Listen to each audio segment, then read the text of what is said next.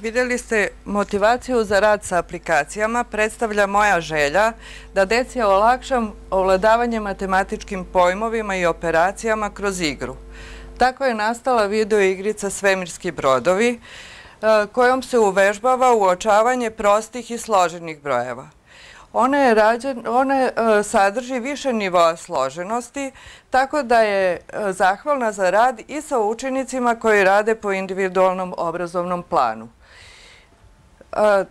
Igricu počinjem motivacionom pričom za decu, koja otprilike ovako glasi. Niz prostih brojeva je jedan baš čudan niz. Ne postoji pojava u prirodi koja se može objasniti ovim nizom. Zato su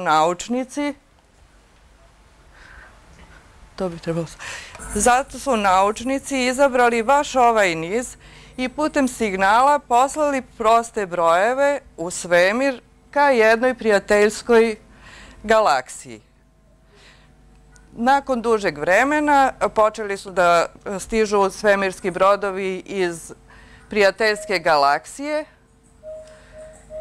i pored njih pojavili su se i neprijateljski brodovi koji stižu iz galaksije složenih brojeva.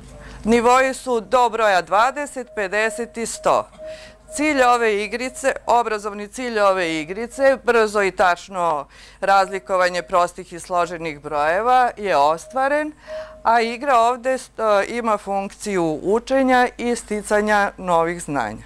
U procesu obrazovne inkluzije upotreba aplikacija je vrlo korisna zbog toga što ukoliko ima više nivoa složenosti, to omogućava i učenicima koji slabije i teže ovladavaju gradivom da se uključe u nastavu i da napreduju svojim tempom. Ovu igricu koju sam vam predstavila može da uradi sam nastavnik, čak i ako nema programerskog iskustva. Dovoljno je recimo poznavanje MS Office-a ili čak samo PowerPoint-a i Word-a. Složenije igrice može da radi grupa, odnosno tim nastavnika iz jedne ili više škola. Ova aplikacija deljenje trocifrenih brojeva nastala je saradnjom sa Tehničkom školom 15. maj iz Prokuplja i nastavnicom Slađanom Trajković, čiji su učenici sačinili aplikaciju, a ja sam je sa svojim učenicima primenila u nastavi.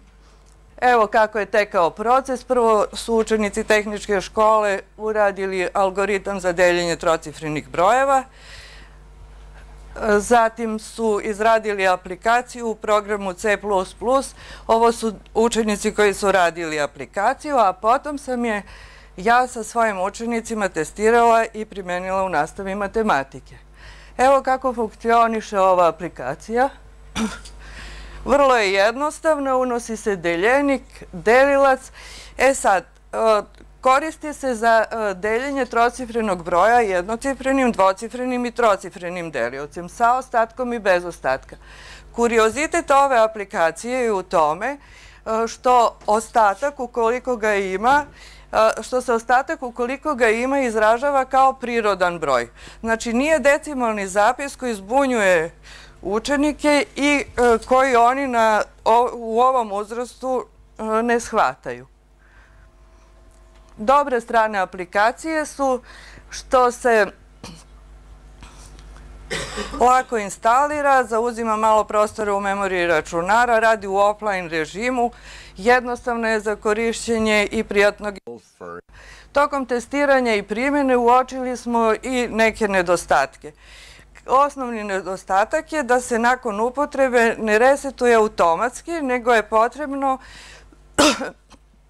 izbrisati deljenik i delilac. I interfejs same aplikacije je pisan latinicom. Neka naša deca ne umeju da čitaju latinicu. Primenom novih nastavnih metoda i informaciono-komunikacionih tehnologija u nastavi bavim se posebno u radu sa učenicima kojima je potrebna dodatna pomoć i podrška u učenju. Aktivno se bavim posljednjih 10 godina. Kada govorimo o aplikacijama, tu podrazumevam svaki, pa i najmanji program koji se putem multimedije koristi u nastavi. Od običnog slajda do najsloženijih softverskih rešenja. Igrica koju sam vam pokazala, Svemirski brodovi, je deo jedne malo veće teme, a to je deljivost kroz igru. U tema deljivost kroz igru sadrži brojne aplikacije, od PowerPoint prezentacija, online časopisa, do igrica i filmova. Evo, htjela sam da vam pokažem ovim filmom kako sam kombinovala klasičnu nastavu i ubacila neke aplikacije.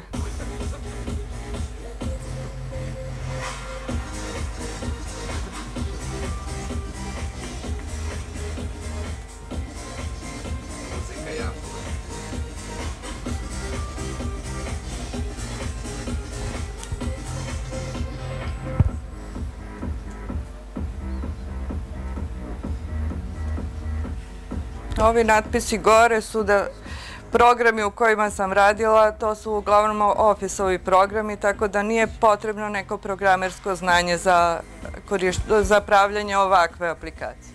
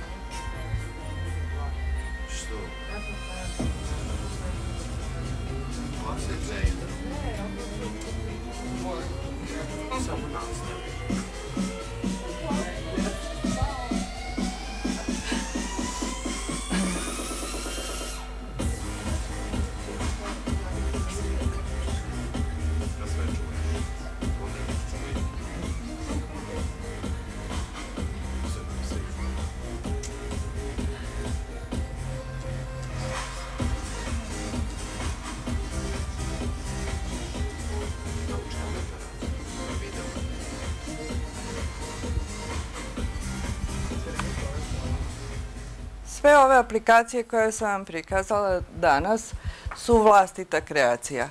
Međutim, ukoliko vi nemate afiniteta prema izradi ili ne želite da izrađujete aplikacije, dobre i korisne aplikacije mogu se preuzeti iz brojnih baza znanja sa interneta, te da se u nepromenjenom ili prilagođenom obliku koriste u nastavi. I za kraj, umesto zaključka, pokušala bih da odgovorim na pitanje zašto se deo nastavnika odlučuje za primjenu novih nastavnih metoda informaciono-komunikacionih tehnologija u nastavi. Mislim da odgovor leži u izreci dužnost može mnogo, ljubav još više.